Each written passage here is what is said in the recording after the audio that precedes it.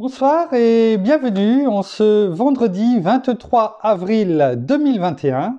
Et nous en sommes arrivés ce soir à la méditation numéro 399 et plus particulièrement à la méditation numéro 113 dans le livre de l'Apocalypse que nous méditons depuis le 1er janvier de cette année. Alors avant de poursuivre dans notre méditation du jour, prions.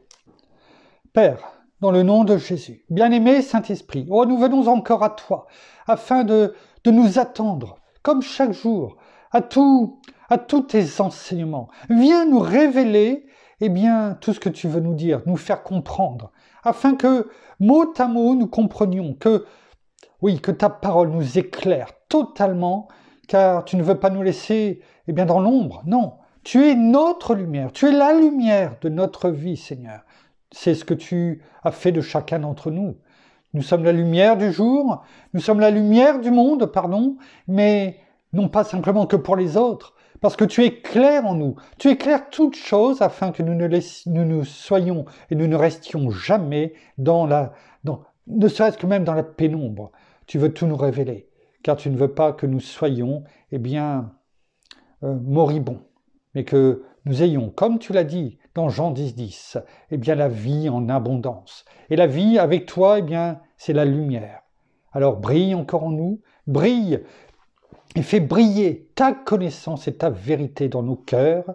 À toi toute la gloire, Père, dans le nom de Jésus. Merci, bien-aimé Saint-Esprit. Amen. Alors nous allons continuer dans notre méditation de ce 5e message de notre Seigneur, 5e lettre à l'église de Sardes. Et après avoir vu,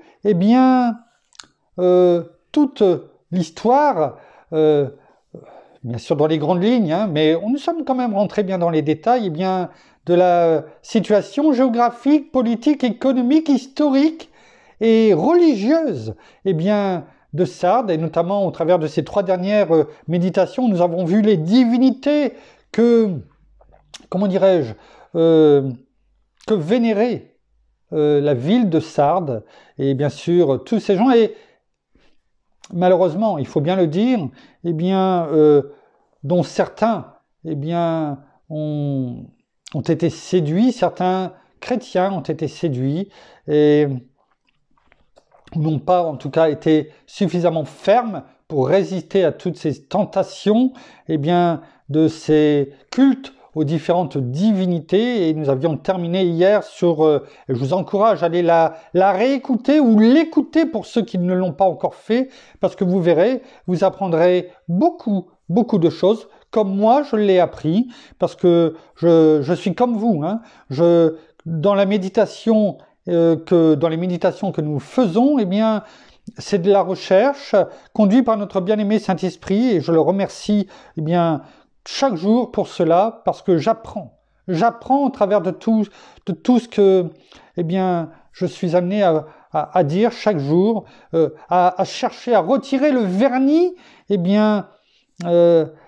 à mastiquer et à méditer toute cette parole, parce que le livre de l'Apocalypse, c'est le livre de la révélation, des révélations. Et bien sûr, notre Seigneur, c'est lui qui nous donne toute parole, mais notre part, c'est aussi d'aller sans chercher à ajouter des choses à la parole, ni à en retirer, mais à aller chercher presque à chaque mot ce qu'il a voulu nous dire. Sinon, nous ne faisons que lire la parole, et lire la parole, c'est déjà déclarer, proclamer la parole de Dieu, mais le but aussi, notre Seigneur nous demande de la comprendre. Et la comprendre, c'est d'aller chercher les explications de chaque mot qu'il nous donne. Dans la version originale, dans ce que cela veut dire aujourd'hui, à notre époque, pour que nous comprenions bien, afin que les explications de chaque mot, nous éclairent. C'est pourquoi nous demandons chaque jour que la lumière de Christ qui est en nous, vraiment, brille totalement. Vous savez, mon épouse a prié, comme elle le fait chaque soir. Il y a deux soirs, elle a prié, 2 méditations, elle a prié, et dans ses prières d'il y a 2 jours, dans sa prière d'il y a 2 jours, elle parlait non seulement des ruses du diable, oui, c'est c'est quand on va chercher, quand on regarde Éphésiens 6, versets 10 à 18, on parle des manœuvres du diable, afin que nous puissions tenir ferme contre les manœuvres du diable. Et quand on va chercher ce que veut dire dans la définition du mot grec manœuvre, eh bien, il apparaît, ou même dans d'autres versions, on va pas le prendre ce soir, c'est pas le but, mais ça me vient comme ça, eh bien, dans d'autres versions, on parle des ruses du diable pour manœuvre. C'est la même chose, manœuvre, ruse du diable. Et notre Seigneur nous dit, eh bien, revêtez-vous de toutes les armes de Dieu, qui sont aussi les attributs, le caractère de Christ. Même si le caractère de Christ, c'est les fruits de l'esprit que chaque personne en venant et en recevant le Seigneur comme Seigneur et Sauveur de sa vie, eh bien, reçoit. Tout chrétien, tout disciple de Christ a les fruits de l'esprit en lui. Ce n'est pas des choses qu'il faut aller chercher, on l'a. Et les ruses du diable, eh bien, ces manœuvres, c'est de faire croire qu'on ne les a pas. C'est de faire croire qu'on n'a pas, eh bien, besoin d'aller chercher plus loin, de ne pas méditer et de comprendre la parole finalement. Cela nous rappelle certains messages de certaines religions qui disent « Écoutez-moi simplement, n'allez pas chercher la parole, je vous la donne, c'est suffisant. Vous n'avez pas besoin d'aller lire la parole, d'aller la comprendre. Il n'y a pas besoin, je vous donne le message. » Eh bien moi je vous dis, si, je vous apporte le message que je suis amené à vous partager, mais je vous encourage, je vous exhorte, contrairement à d'autres, eh bien d'aller vérifier tout ce que je vous ai dit, d'aller regarder même dans d'autres versions, d'aller même chercher les mots grecs. Aujourd'hui, c'est facile, vous pouvez le faire vous aussi. Et vous verrez que tout ce que je vous apporte, en tout cas, et ce que je suis conduit à vous partager, eh bien, est vérifiable. Et ça, c'est important. Parce que les manœuvres, les ruses du diable, comme mon épouse avait prié, eh bien, c'est de vous faire croire que vous n'avez pas besoin. Vous êtes comme à la télévision. Vous passez un bon moment, vous regardez simplement, et c'est bon. J'ai passé un bon moment. Qu'est-ce qu'il était bien ce message? Non, ce n'est pas ce que le Seigneur vous demande. Le Seigneur vous demande au travers de tout ce que l'on fait, eh bien d'en ressortir, de prendre des notes. N'écoutez pas le message simplement pour dire, eh bien j'ai écouté, j'ai bonne conscience. Non, ce n'est pas ce que vous êtes appelé à faire. Vous êtes appelé à faire, à écouter, à avoir un crayon, un bloc-notes, et puis de noter, eh bien ce qui est important pour votre vie. Au moment peut-être où on fait ce partage. Et ce même soir, quand elle a prié, mon épouse, il y a 2 soirs, eh bien, elle a parlé également de l'ombre. Elle parlait de la vallée de l'ombre de la mort, que chacun peut traverser à un moment. Mais comme elle a dit, ce n'est que l'ombre de la mort. Et vous savez, j'étais en train de regarder le soleil il y a 2 jours, enfin... déjà, ça m'avait parlé, non pas il y a 2 jours, parce que c'était il y a 2 soirs, mais le lendemain, et il y avait du soleil. Et je me disais, mais finalement, quand elle a dit ça, mais oui, Seigneur, oui, bien-aimé Saint-Esprit, ce n'est que l'ombre de la mort. Et vous savez quoi? Nous sommes la lumière du monde. Mais notre soleil, c'est notre Seigneur, il brille en nous. Notre Seigneur brille en nous. C'est pourquoi nous sommes la lumière du monde. S'il n'était pas en nous, nous serions dans les ténèbres. Alors que nous sommes dans le royaume de Dieu, le royaume de la lumière qu'est notre Seigneur, le roi des rois, le Seigneur des seigneurs. Et quand je regardais dehors le soleil, eh bien, je voyais quoi? Je voyais l'ombre de notre voiture, l'ombre du poteau, enfin des maisons, des personnes qui passaient. Pourquoi? Pas parce qu'il y avait simplement du soleil. Est-ce que vous avez vu déjà de l'ombre s'il n'y a pas de soleil? S'il ne fait pas jour déjà? Et s'il n'y a pas de soleil? Non. La nuit, il n'y a pas de soleil, il n'y a pas d'ombre. Tout est noir. C'est ce que représentent les ténèbres. Il n'y a pas d'ombre. Mais dans la vallée de l'ombre de la mort dont mon épouse avait parlé dans la prière, ce n'est que l'ombre de la mort. C'est-à-dire que notre Seigneur est avec nous, à nos côtés. Et c'est pourquoi nous la traversons. C'est pourquoi nous pouvons tenir ferme, contrairement aux chrétiens de l'église de Sardes. Et quelles que soient les divinités qui sont dans notre vie, il y en a d'autres. ces tentations, tout ce que nous traversons, tout ce qu'il y a dans le monde. Derrière, il y a des divinités. Oh, bien sûr, on ne les appelle plus Cybèle, Bacchus, Proserpine. Bien sûr qu'on ne les appelle plus comme ça. Est-ce que ça veut dire qu'elles ne sont plus là, ces divinités? Bien sûr, elles sont toujours là, sous d'autres formes, sous d'autres noms, avec les conditions, les tentations que l'on vit aujourd'hui dans le monde.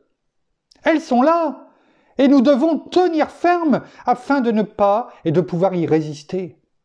Alors oui, tout comme les chrétiens de Sardes, tout comme ce message était pour eux, comme pour les églises de l'Asie mineure, comme pour tous nos frères et sœurs qui nous ont précédés, tout comme elle l'était pour, et elle représente la condition spirituelle de l'Église avec un grand E, qui est celle, notamment à partir de 1500, l'Église de la Réforme, jusqu'à nos jours, qui est aussi le message pour chacun d'entre nous aujourd'hui.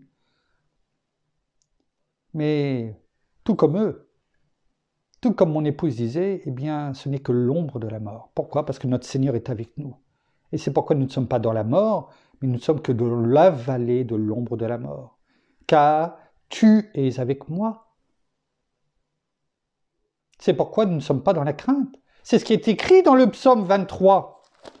Alors je sais, on a...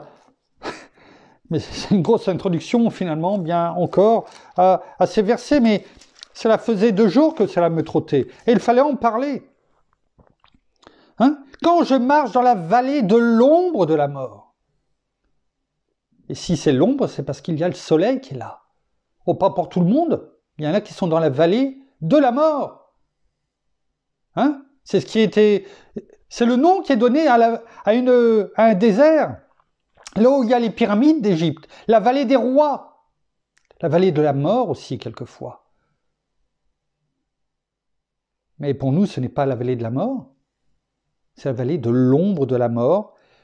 Et c'est pourquoi il est écrit derrière, « Je ne crains aucun mal. » Pourquoi? Car tu es avec moi. Le « et », E-S, tu es. On va le retrouver dans ce que nous allons commencer. Dans le premier verset, du chapitre 3 de ce message à l'église de Sardes.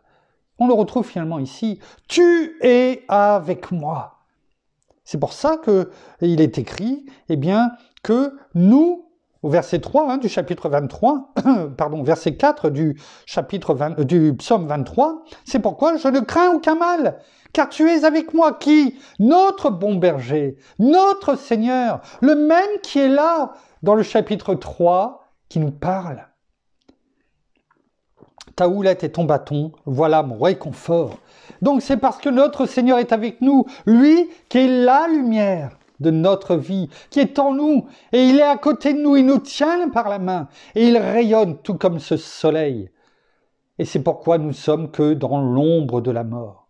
Alors, voilà, cela était là, et il fallait qu'on en parle, parce que, regardons ce qui est écrit. On va reprendre ce qui est écrit dans cette lettre à l'église de Sardes, et nous allons commencer le premier verset dans le détail. Il est écrit donc dans ce chapitre 3, versets 1 à 6, cette 5e lettre à l'église de Sardes, écrit à l'ange de l'église de Sardes. Voici ce que dit celui qui a les 7 esprits de Dieu et les 7 étoiles.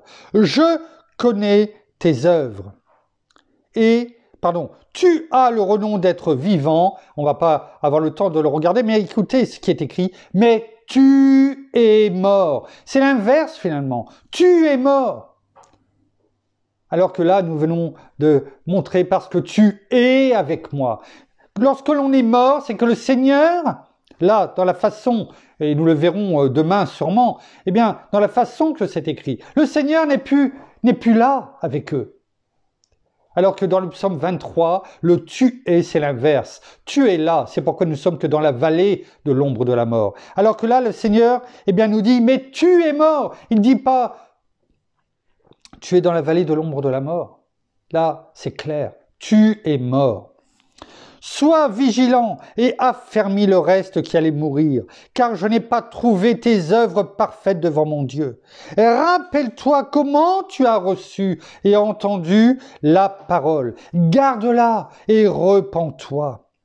Si tu ne veilles pas, je viendrai comme un voleur, et tu ne sauras point à quelle heure je viendrai te surprendre. Cependant, tu as à Sardes quelques hommes qui n'ont pas souillé leurs vêtements. Ils marcheront avec moi en vêtements blancs parce qu'ils en sont dignes. Merci Seigneur. Ainsi, le vainqueur se vêtira de vêtements blancs. Je n'effacerai pas son nom du livre de vie et je confesserai son nom devant mon Dieu, mon Père, et devant ses anges. Que celui qui a des oreilles écoute ce que l'Esprit dit aux églises. Alors, commençons à étudier, à méditer le premier verset. On n'aura pas l'occasion de voir tout aujourd'hui, mais commençons. Écrit à l'ange de l'église de Sardes. Comme à chaque fois, écrit, c'est un ordre qui est donné, l'impératif à l'apôtre Jean, afin qu'il note, qu'il garde pour lui, pour les églises qui étaient dans l'Asie mineure, bien sûr en premier l'église de Sardes et les autres églises, dont nous en avons déjà vu 4 auparavant, mais aussi pour que ce message nous parvienne à nous aujourd'hui et à tous nos frères et sœurs de toutes les différentes églises qui ont eu l'occasion de lire le livre de l'Apocalypse. Donc, écrit à l'ange de l'église de Sardes. C'est qui l'ange ? Cet ange, c'est qui? C'est un ange? Non, on le sait très bien. C'est-à-dire à celui, qui est l'enseignant, le pasteur, de cette église. On est bien d'accord. Voici ce que dit celui qui a les 7 esprits de Dieu et les 7 étoiles. On va essayer de voir cela aujourd'hui, au moins commencer. Voici ce que dit celui. C'est de qui? De qui parle notre Seigneur Jésus? Eh bien, de lui-même. C'est qui celui? C'est notre Seigneur. C'est lui qui a les 7 esprits de Dieu et les 7 étoiles. C'est lui. Et là, lorsqu'il parle de voici ce que dit celui qui a les 7 esprits de Dieu, ça c'est le premier attribut. Et les 7 étoiles, c'est le deuxième. Alors, dans le premier attribut, les 7 esprits de Dieu, avec lequel apparaît le Seigneur. C'est ce qu'il dit. Voici ce que dit celui. Donc c'est l'attribut qu'il représente. Là, dans le début de ce premier verset de ce chapitre 3 au message de l'église de Sardes. C'est le premier attribut avec lequel apparaît le Seigneur, les 7 esprits de Dieu. Et on peut le retrouver dans Apocalypse, le chapitre 1er au verset 4, lorsque Jean disait aux 7 églises qui sont en Asie, que la grâce et la paix vous soient données de la part de celui qui est, donc il parle pour notre Seigneur Jésus, à sa place, qui est, qui était et qui vient de la part des 7 esprits qui sont devant son trône. On le retrouve donc dans Apocalypse 1.4, également au chapitre 5 et au verset 6, on va en parler, on va déjà le lire, même si on reviendra, je dirais, en détail dessus. Il est écrit, chapitre 5, verset 6 du livre de l'Apocalypse, « Et je vis, qui ? Jean, l'apôtre Jean, et je vis au milieu du trône. » Donc il le voit, il est là, il le voit de ses yeux. Il nous le relate. Donc, qu'est-ce qu'il voit? Eh bien, et je vis au milieu du trône et des 4 êtres vivants, et au milieu des anciens, tout ça on le verra, un agneau debout qui semblait immolé. Immolé là, c'est-à-dire qui semblait égorgé. De la même façon qu'Ésaïe nous parle dans ce fabuleux chapitre 53, lorsqu'il décrit notre Seigneur comme cet agneau que l'on mène à la boucherie, afin d'être égorgé. Et il y va, sans rien dire. C'est lui qu'il voit. Un agneau debout qui semblait immolé. Il avait 7 cornes et 7 yeux, qui sont les 7 esprits de Dieu envoyés par toute la terre. Donc, on le voit ici. Il n'y a pas que dans ce chapitre 3. On voit bien on parle bien de notre Seigneur. Et c'est avec ce premier attribut qu'il se présente, les 7 esprits de Dieu. Alors déjà, le chiffre 7, je crois qu'on l'a déjà dit tout au début, la première méditation, lorsque justement on avait parlé des 7 esprits de Dieu, le chiffre 7 indique la perfection. Les 7, comment dirais-je, la semaine de 7 jours, bien sûr, mais voilà, le chiffre 7 indique la perfection, les 7 esprits de Dieu. Et cette expression exprime donc quoi? Les 7 esprits de Dieu exprime la perfection de l'Esprit Saint qui est complet, entier, sans aucune lacune en lui-même. Cet attribut, les 7 esprits de Dieu, le premier avec lequel le Seigneur se présente, symbolise donc toutes les perfections divines et les dons divers du Saint-Esprit. C'est par lui, notre bien-aimé Saint-Esprit, l'Esprit de Dieu en nous, que nous recevons les dons de l'Esprit.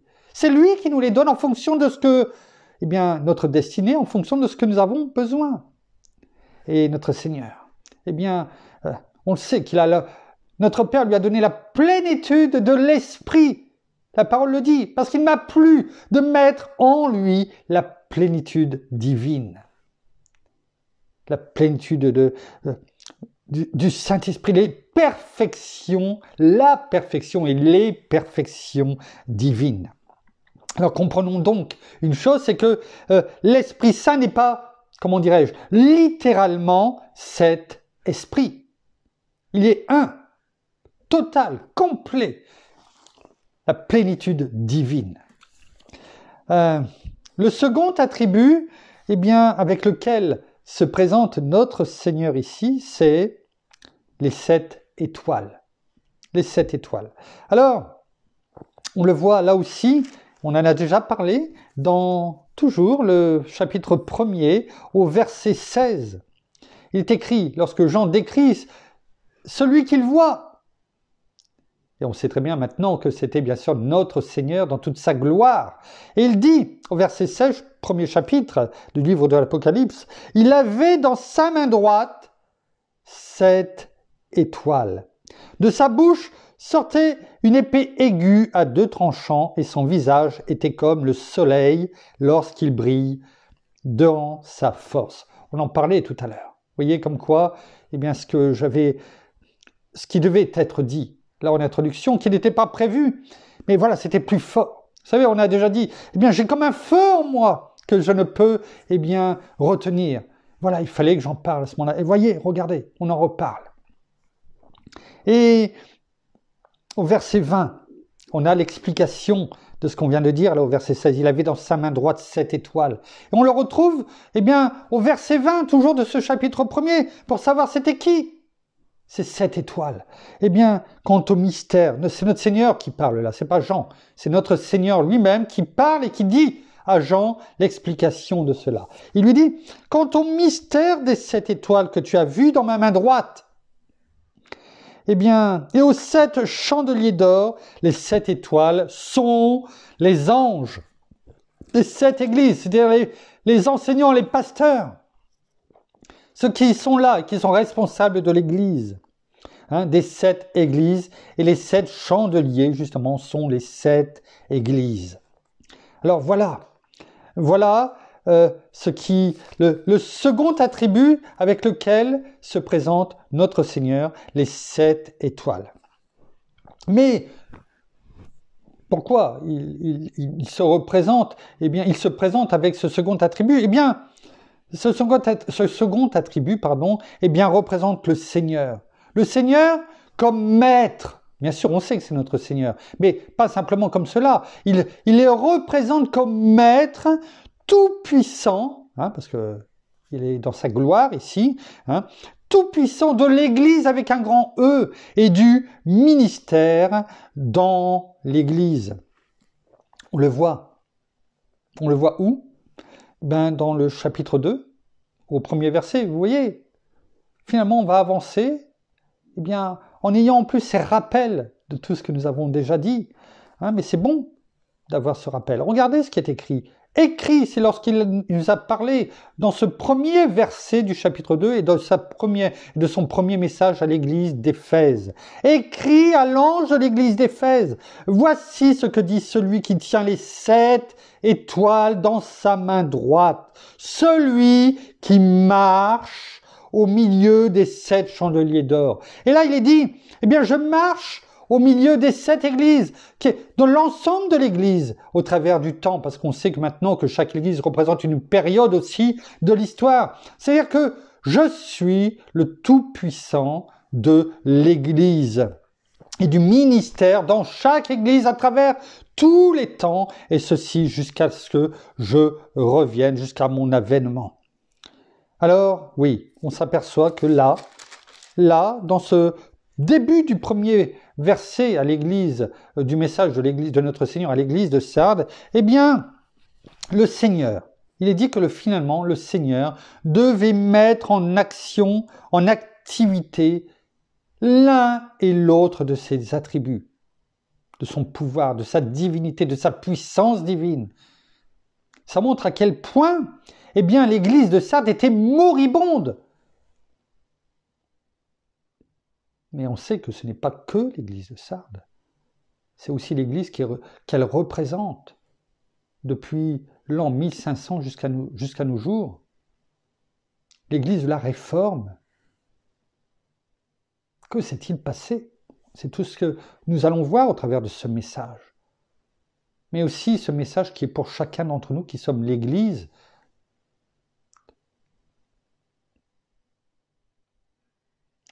Et là, notre Seigneur nous dit, j'ai dû mettre l'ensemble de ce que j'avais.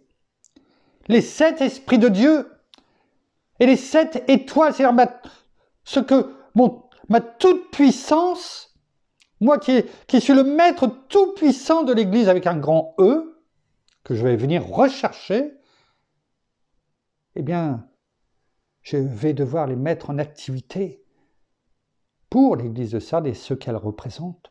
Cela montre à quel point l'Église était moribonde.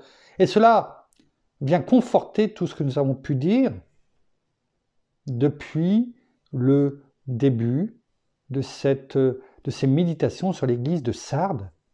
C'est pourquoi je vous exhorte, pour ceux qui ne l'ont pas encore écouté, allez les réécouter. Je crois, ces 5 premières méditations, parce qu'il y avait beaucoup de choses que notre Seigneur, notre bien-aimé Saint-Esprit voulait nous faire comprendre. Et on le voit dans ces 2 premiers versets que nous avons lus. Écrit à l'ange de l'église de Sardes, voici ce que dit celui qui a les 7 esprits de Dieu et les 7 étoiles. Je connais tes œuvres, tu as le renom, on le verra demain, d'être vivant, mais tu es mort. On a donné l'explication entre le chapitre du psaume 23 plutôt, et là, le tu es n'a rien de comparable. C'est la nuit et le jour, si on pouvait dire ainsi. Et le verset 2, sois vigilant et affermis le reste qui allait mourir, car je n'ai pas trouvé tes œuvres parfaites devant mon Dieu. On a ici le pourquoi pourquoi de ces 2 attributs et pourquoi il est obligé de tout mettre, lui le maître tout-puissant, rempli de la plénitude divine, il est obligé d'intervenir de cette façon.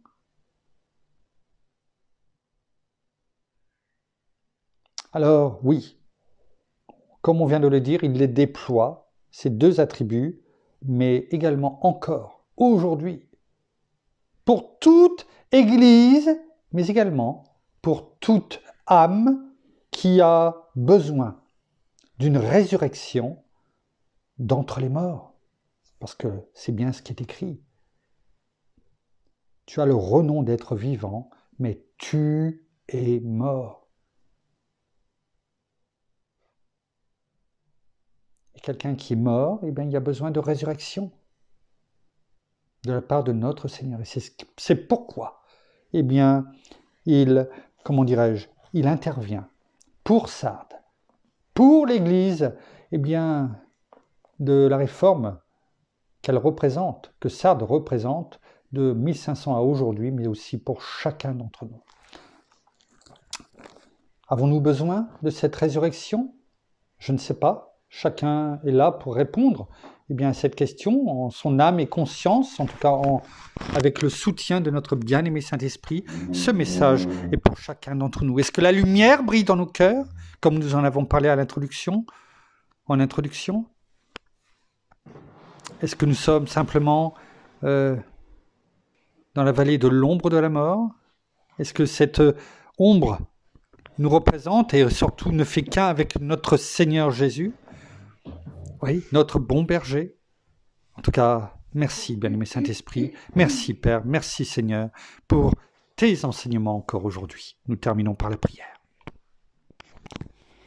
Alors, merci, Seigneur, et bien encore pour ta parole ce soir. Merci parce que chaque jour, eh bien, tu nous emmènes plus loin. Chaque jour, tu nous montres d'aller chercher, d'aller regarder, d'aller nous inspirer, mais aussi surtout de nous fortifier dans ta parole, afin que tout ce que nous vivons aujourd'hui, peut-être dans nos vies, que nous ne connaissons pas ou peut-être que nous ne comprenons pas tout simplement, eh bien tout simplement tu nous le montres par des mots, par des images, par ce que tu veux nous dire, et tu nous demandes de nous réveiller avant qu'il soit trop tard, afin que nous puissions vraiment tous nous tourner de façon sincère, de façon droite et de façon vraiment intègre vers toi. Tu ne veux pas quelqu'un qui se donne qu'à moitié ou à quelques pourcents. Non, tu nous veux tout entier parce que tu es notre Père, tu es un Dieu jaloux et tu nous aimes et tu veux que nous soyons là pour toi afin que nous puissions avoir eh bien pleinement tout ce que tu as prévu pour nous, tout ce que tu nous as mis en réserve, tout ce que tu veux pour chacun de tes enfants. Mais pour pouvoir avoir tout cela, eh bien il faut que nous soyons complètement en toi, complètement lavés, complètement délivrés, complètement vraiment en toi et en ta parole. Alors oui, merci encore de tout ce que tu fais dans toutes tes œuvres en nous, en chacun d'entre nous. Laissons-nous façonner, transformer complètement, jour après jour, afin que toute parole eh bien, pénètre en nous et qu'elle reste et que nous suivions tes enseignements, tes préceptes, tes ordonnances, comme tu le veux, comme tu nous demandes de le faire en tant qu'enfant, afin vraiment d'être toujours dans la vérité et dans la lumière. Alors soyez tous abondamment bénis, frères et sœurs, dans le nom de Jésus. Amen. Amen. Merci. Merci. Merci pour ces paroles. Merci ces prières. Merci, Saint-Esprit. Nous vous bénissons abondamment, eh bien, de toute bénédiction spirituelle dans les lieux célestes en Christ. Nous saluons nos amis au Québec, au Canada, en francophonie, en France, à Paris, autour de chez nous. Nous saluons, nous vous souhaitons, une très bonne fin de journée pour certains, une très bonne soirée pour d'autres, un très bon appétit pour ceux qui vont passer à table. Et on va passer à table. Et je remercie mon épouse pour toutes ces belles pizzas avec notre fille, notre dernière fille, qu'elles ont préparées pour se réconforter, se rassasier. Et merci, je le dis en direct. Et en tout cas, nous vous donnons rendez-vous demain à la même heure, au même endroit. Et en tout cas, en attendant, passez une très bonne nuit dans la paix de notre Seigneur Jésus qu'il nous donne en abondance. À demain. Au revoir.